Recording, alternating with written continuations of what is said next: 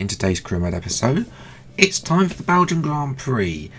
I'm hoping I can do better. You know, we're starting to lose out to Alex Albon. He's a new rival. He's 2 points in front of me now in the Drivers' Championship as well. The previous episode was Hungary. That wasn't the best episode. Contact with Sonoda as well. We've got a secret meeting though to deal with first before we get to Belgium with Aston Martin. Now, I'm half tempted by this. You know, that would be quite an interesting one. Obviously, it would be Aston Martin Honda in Season 3. However, you know, in this career mode, we haven't got to McLaren yet. You know, so at this point in time in the career mode, I'm going to decline the talks, but that doesn't necessarily mean that we're not really interested in future seasons. The team are delighted you've been so loyal, declining all these meetings. They wanted me to tell you that they see you as key to the team going forward. Just don't get too comfy, otherwise I'll be out of a job.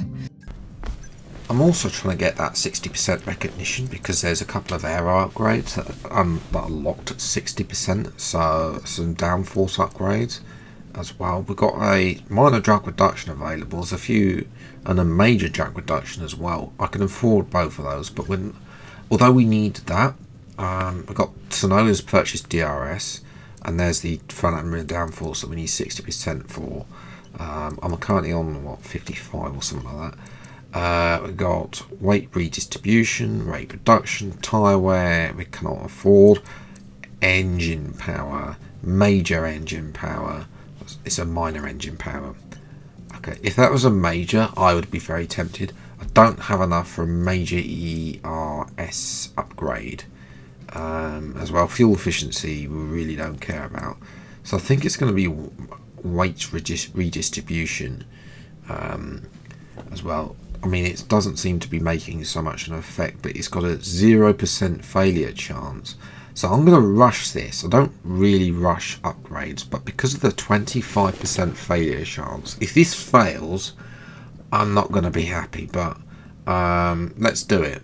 It's going to leave us with 19 resource points, so yes. Speaking of also, next year, 2026, Season 3, regulation change. So, yes, whether, you know, it'd be nice if they had some hard-coded regulation changes for 2026 in the game, but alas, we know that it's just, we don't know what's going to happen, and, you know, it's probably not going to be Sashi, which was the one that reset, if I remember rightly, between Seasons 1 and 2. R&D currently, though, McLaren have brought an upgrade to try and move ahead of Mercedes and Red Bull. Aston Martin and Ferrari finally bringing an upgrade for the first time since Spain as well, but they're still the 5th fastest car. Jumped up the 7th fastest car, but I mean, that is not necessarily going to help, especially around here. Our car lacks straight line speed. You know, it is very draggy in a straight line. It's like carrying an extra car around with you, to be honest, at times. So, yes, but here at the start of qualifying, and okay, I know you're eager to get out there, but I'm going to need you to be patient for a few minutes. We're just trying to zero in on an oil leak. It's been a while since I've had one of those in career mode, but there we go. You know, I mean, it used to be... Was it F1 2023 that I had one literally every qualifying session at the start? I can't remember as well. Yes, you can see here myself and Yuki are not doing so well, although Yuki has just improved. I'm hoping to get a tow from the Alpine. Come on, give me the slipstream. Look at this, 218 miles an hour. But that's not purple through Sector 1.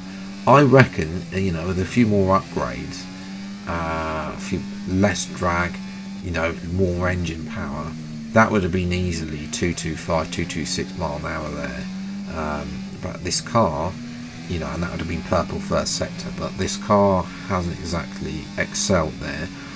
Through the middle sector, as well through Puon. I've gained a little bit on Puon. I'm not the best through Puon.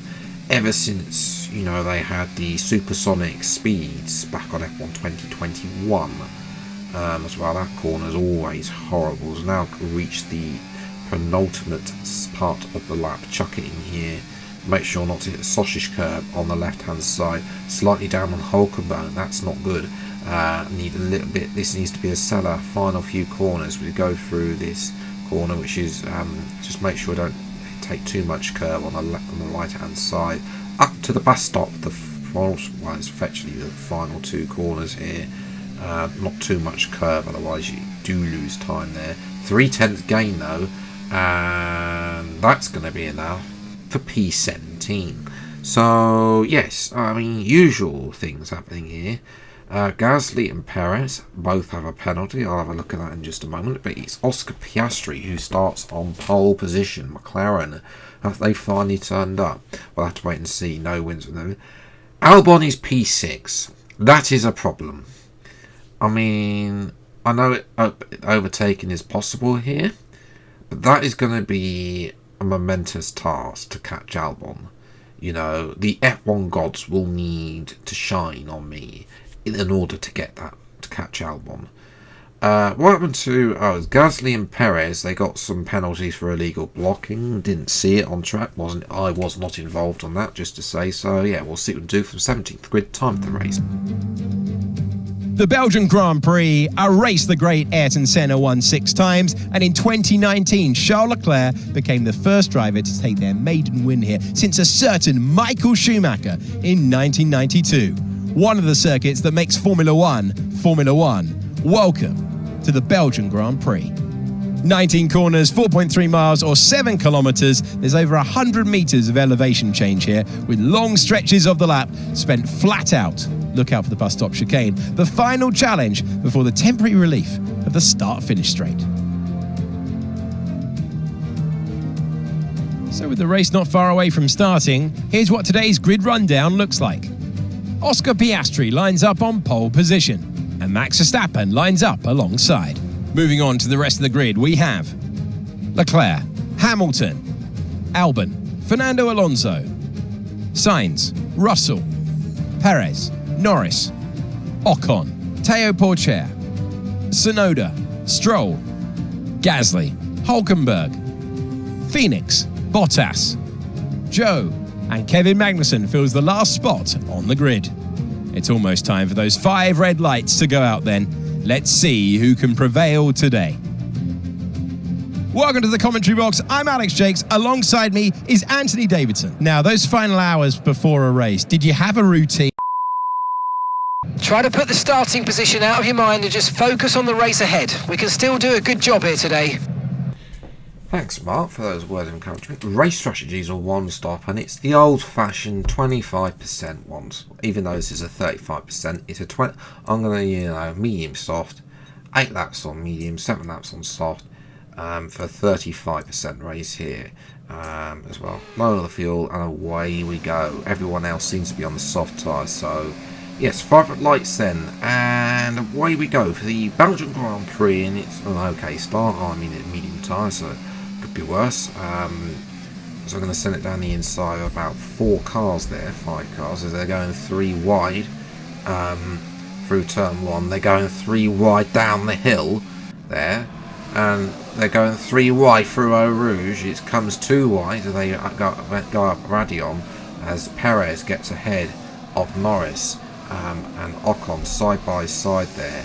Here's a replan ball with Sergio Perez, and I mean, he is in the middle, and he just decides, he makes contact with Norris as well, but he keeps in front the man, the team drivers who swap teams, as I'm now getting involved in that, as we've got Gasly and Tsunoda getting tangled together. I'm just able to go up the inside here. They're getting too busy thinking about themselves, and now I can't be bothered waiting around for them to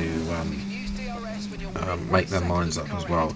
Next up, Lando Norris round the outside of turn 1, a little bit unorthodox, usually the inside of turn 1 to make that move, but Norris already had the inside there. as well. You know, he did leave me the space, to be fair, unlike Max Verstappen would do in real life, but there we go. As well, I'm able to out-drag him down the hill. Speaking of Verstappen, he's losing a position round the outside to Charles Leclerc, who takes the lead then of the Belgian Grand Prix, as well for Ferrari, with Hamilton and I think that's Piastri behind as well, and that is Perez getting a move on. He had that penalty as well, so he will obviously want to try and recover as well, not do that. As going to side by side down the hill, but Perez is eventually now in front of Ocon. I'm now having to get in front of Ocon with DRS round the outside here, squeeze Ocon to the curb and get up into the points up to P10 as well. That was a crucial move to make, because you know, I can defend Ocon. I have low wings, by the way, as well, to try and compensate a bit of the drag reduction. As you know, not the drag reduction, the draggy car, excuse me. As we're watching there was Alonso. He's at Albon. That's P5. So Albon is once the main moves. Excuse me, sorry, he's P6, P5, P6. But Albon is now in front of Alonso.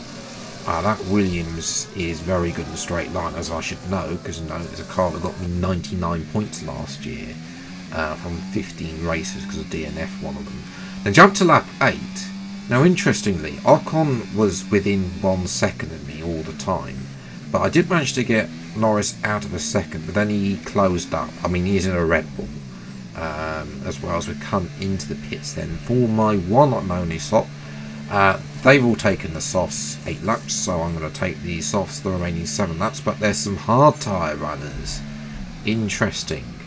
I mean, I'm not entirely sure why they go to hards. It seems they, you know, if I can get the softs, you should not be needing the hard tyre here. You know, in this game, the hard tyre is not like in real life. It is not the better tyre here. So yeah, Ocon also on hard tyres behind. So I'm on 2 sets softer than some of the cars, and 1 set softer than some of the others as well.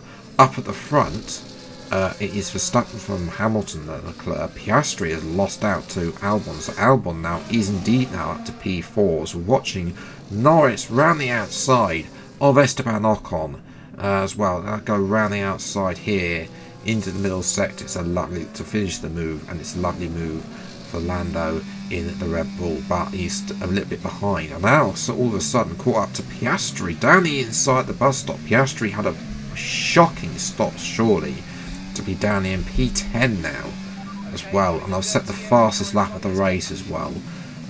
You know, these softs have come alive. Down the inside of George Russell there as well, up to P8. All of a sudden, the F1, you know, I've come back. You know, come back from what would just be P10. Piastri's lost his front wing end plate there. Okay, we'll get a replay on ball with him in just a moment. Then it was down the inside, clean move on Russell. Let's have a look and see what happened with Piastri. So I've sent it down there, and then he's got on the bit of the curve. Needed to yield a little bit there, personally speaking, but there we go. Let me know what you think in the comments below. Next up is Carlos Sainz, and again, and that's another front wing end plate bomb. And I'll show you here. This is the onboard, so obviously he goes defensive and then has a swerve, makes that swerve. I don't exactly know what he's doing. He's swerving all over the place. I'm trying my best to obviously I'm not legitimately making contact with him, but both him and Piastri there have lost their front end plates, and the F1 gods have definitely have shined down on me today, because Alex Albon has locked up again and gone up into the gravel. Didn't he do something last season at that corner? I'm pretty sure he did, or somebody did the same thing. So Albon is now down in P10 as well, sadly not getting points. Russell has got a full front wing. He's now getting past Carlos Sainz. Sainz is very slow.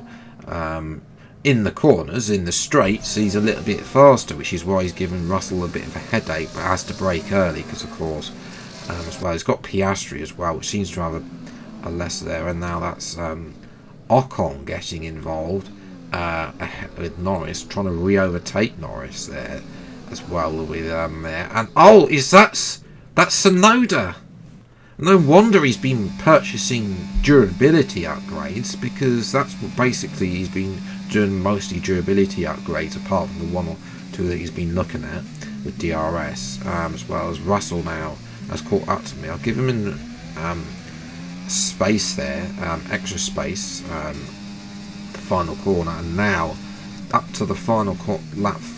Excuse me, he's going to have a go, but there's no space for him, and he'll have to brake very late there, and there's just no space to get the car stopped. And that's Hamilton. Hamilton has lost P2 to Leclerc, he lost out of DRS to Alonso, and now Perez down the inside as well. He's sent it on Hamilton, and Hamilton, surely I must have some damage, or something has gone wrong for Hamilton. Look at the rears, 27% now for me. I'm not able to catch, and Leclerc is going to steal fastest lap away from me on the final lap. But I'm not really caring about that, because the F1 gods have definitely done me a favour today by, Albon, Albon had that lock-up as well. The hards and the medium tyre runners were not as fast as they were. And the softs, when I had them on at the end, were lightning. They fell off at the end of the race, which is why Russell was able to catch me off. But in that period after the race, I was able to reel in like 3 seconds on them as well. Such a shame for, for Sonoda. I reckon he could have been around the Albon Sainz battle for the final point. So that's a little bit frustrating. Ocon deep DNF, I think it's like his 3rd or 4th this season already. But in terms of the drivers, exactly the result I needed. Back up to P10, 5 points clear now of Alex Albon, who made that crucial mistake, because I didn't catch up to Alonso or Perez, and they were going at a similar pace. So Williams are definitely here as a top 5 team. For sure, they're getting involved, and it's going to be a problem. But I've got to increase it to 37. So, yes, a good result next time out. Unfortunately, it's the Italian Grand Prix, but I do need upgrades. I have beaten my rival Stroll. That was a rating rivalry to 1st to 81 as well. I think that was a bit too easy, I think. So at least I've won that one, unlike the one that I had against Zhou Guanyu, but the game decided didn't bother after 2 races. But yes, 57% recognition now. That is very good as well. Closing in on that 60%, which will unlock those aero upgrades on the front and rear downforce. Specialists, good weekend. I mean, half of them already level 3 anyway, so I mean, there's literally nothing to do for them. Yes. So, yes, overall, a very good weekend. P6, best results since Imola. This car, the soft top, that alternate strategy was very good today as well. The next race, though, will be at Monza.